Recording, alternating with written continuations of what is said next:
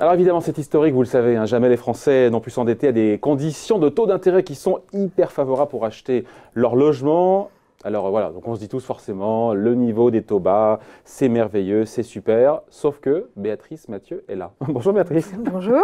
Rédactrice en chef donc à l'Express, ce que vous nous dites, c'est qu'il y a quand même, alors évidemment, bon, s'endetter c'est bien, mais il y a des effets pervers, des effets, des side effects, comme disent les Américains, des effets secondaires de cette période bénie qui commence maintenant à se voir. Avant, on voyait que la meilleure, vous voyez que le côté positif de la pièce. Exactement. Et on est tombé peut-être dans le piège des taux bas, ce qui ressemble un petit peu à ce qui se passe au Japon. C'est la japonisation du continent Elle européen. est contrariante quand même. Elle est contrariante. Alors c'est vrai qu'effectivement, hein, tous ceux qui ont un projet immobilier là dans les tuyaux pour les prochains mois vont dire mais elle est complètement folle.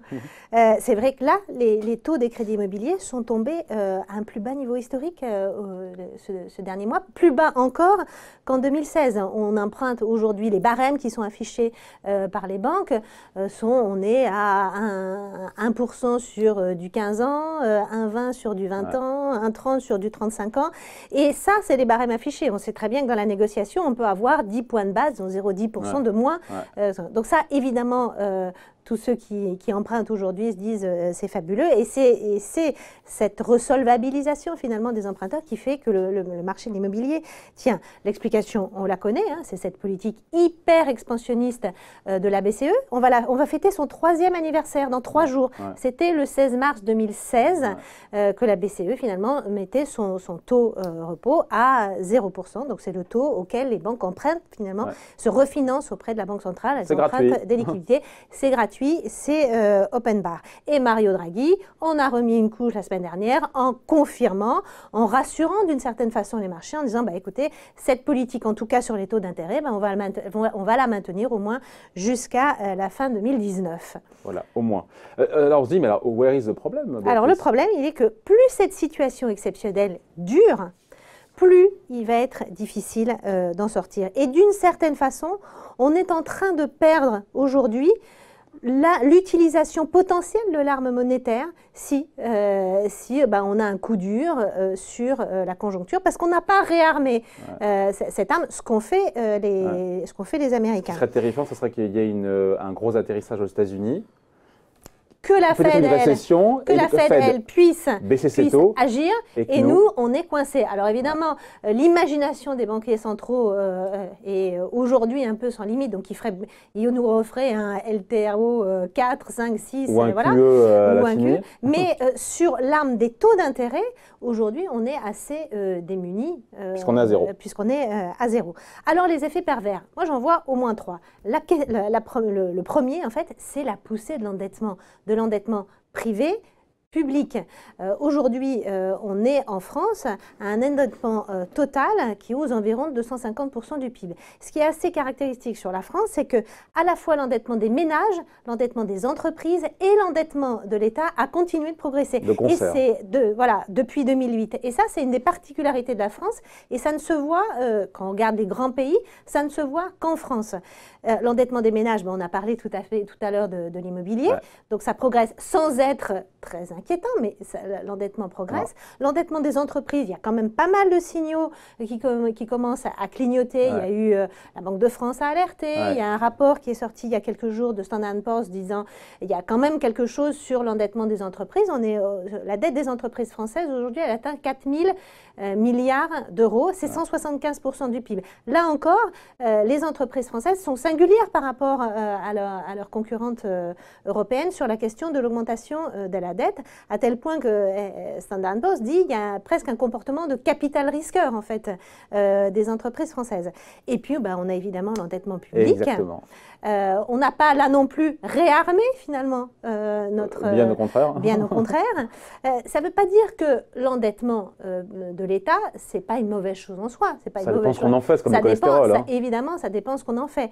Et donc aujourd'hui, on aurait la situation serait idéale, idoine pour emprunter à très très bon marché et financer, mettons, un grand plan sur la transition énergétique, ce qui serait totalement justifié. Sauf qu'on a des tels niveaux d'endettement en France, mais aussi en Italie, en Espagne, en Belgique, ce qui n'est évidemment pas le cas de l'Allemagne, qu'on est freiné en fait par cette situation, car en cas de remontée des taux d'intérêt, c'est la solvabilité budgétaire de pas mal de pays européens qui est mise en cause. Donc cette situation finalement condamne la BCE à maintenir cette politique de taux zéro. D'où le piège. D'où le piège. Exactement. D'où le piège aussi pour les épargnants, pour qui aujourd'hui, c'est une forme, comment dire, d'euthanasie pour les épargnants. Voilà, c'est la nouvelle euthanasie des rentiers, puisqu'aujourd'hui le niveau d'inflation est supérieur au rendement de nombreux placements, c'est-à-dire qu'en termes réels, on peut parler de l'assurance vie, les rendements réels sont négatifs. Alors c'est une désincitation à l'épargne, on pourrait dire que c'est une bonne nouvelle pour la consommation, sauf que la pérennisation des systèmes de retraite n'est pas assurée et qu'on attendait aussi des placements à long terme de jouer ce rôle-là. Donc là, là aussi, il y a un piège qui est en train de se refermer. Dernier piège?